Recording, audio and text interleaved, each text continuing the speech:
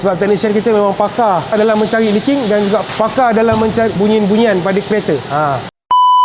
Okey, kita nak unboxing benda ni coolant hose yang kita nak tukar pada kereta belakang nanti. Belakang ni F30. Masalah coolant hose dia bocor dan ada juga beberapa masalah lain lagi yang adalah yang kita kena buat lah. Jadi kita nak tunjuk dulu macam ni lah rupa dia coolant hose ni. So benda ni nampak macam simple ya. Tapi sebenarnya nak dapatkan dia ni tak sesimpel rupa dia. Mari saya tunjuk.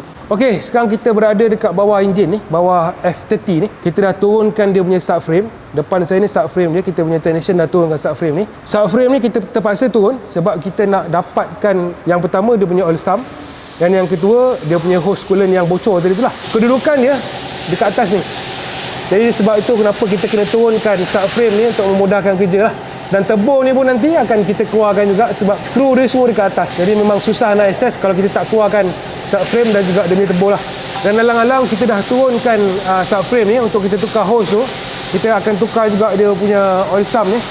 Ini oil sump standard original. Kita akan tukarkan kepada oil sump upgrade. Jadi untuk N20 ni memang kita ada oil sump upgrade dan juga valve cover upgrade.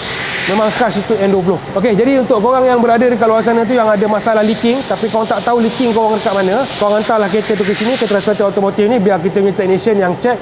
Sebab technician kita memang pakar dalam mencari leaking dan juga pakar dalam mencari bunyian-bunyian pada kereta.